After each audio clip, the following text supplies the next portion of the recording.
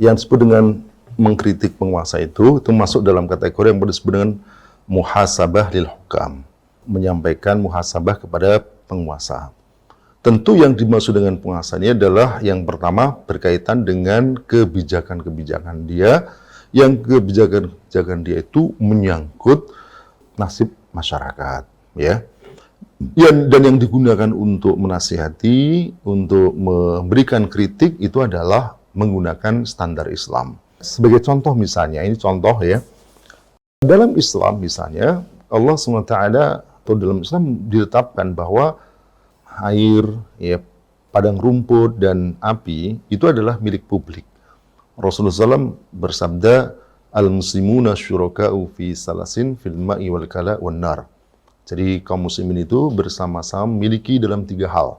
Tentang air, padang rumput, dan api. Termasuk dalam api adalah segala sumber daya alam yang itu menghasilkan api seperti minyak, batu bara, dan seterusnya. Ini adalah yang disebut Nabi SAW sebagai syuraka, menjadi milik umum. Ya, jadi syuraka itu artinya memiliki secara bersama-sama, tidak boleh ada satu yang menguasai yang lain. Nah, ketika kemudian penguasa ini justru memberikan penguasaan sumber daya alam tadi itu kepada individu, kepada swasta, kepada korporasi, bahkan yang lebih menyakitkan korporasi asing. Lebih menyakitkan lagi asing itu adalah ad-daulatul kafirah al-musta'mirah, negara kafir penjajah, ya.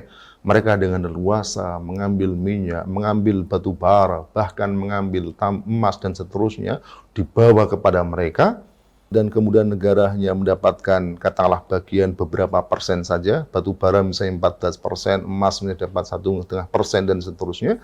Ini jelas merupakan satu kebijakan yang menyimpang dari syariat. Bahkan bukan hanya menyimpang, tapi juga ini membuat rakyat menderita. Pendapatan negara menjadi sedikit, dan akibatnya untuk menjalankan roda pembangunan, roda pemerintahan, negara mengambil pajak dari rakyatnya. Ya, di Indonesia misalnya lebih dari 80% itu diambilkan dari pajak. Kalau pajak itu berarti akan memeras rakyatnya. Tentu ketika kita sampaikan seperti ini, bukan termasuk perkara yang tadi disebut umurun saksiyah, perkara yang personal tadi, individual. Itu seperti itu sah dan harus disampaikan, sebab kalau tidak disampaikan justru itu akan bermasalah. Ini seorang penguasa nanti di hadapan Allah SWT ketika kamu kok melakukan kebijakan seperti itu, bisa saja dia punya alasan bahwa tidak ada satupun ulama yang menyampaikan kepada saya tentang itu. Dan terus semua ulama justru memuji-mujiku. Nah gimana? Dia punya alasan. Ya. Tetapi kalau kemudian kita nyampaikan, maka dia tidak punya lagi alasan, dan kita yang punya alasan bahwa kita telah menyampaikan. Tapi kalau kemudian tidak disampaikan, dia yang punya alasan, sementara para ulama yang tahu tentang itu, kaum muslimin yang tahu tentang itu, tidak punya alasan, karena dia tidak menyampaikan.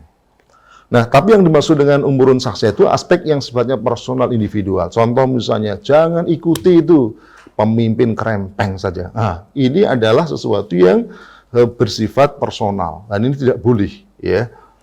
Karena badan krempeng, badan tegap, badan gagah itu adalah perkara yang bukan perkara yang di dalam kekuasaan dia. Ini perkara qadha, ya. Memang Allah SWT ciptakan manusia itu berbagai macam.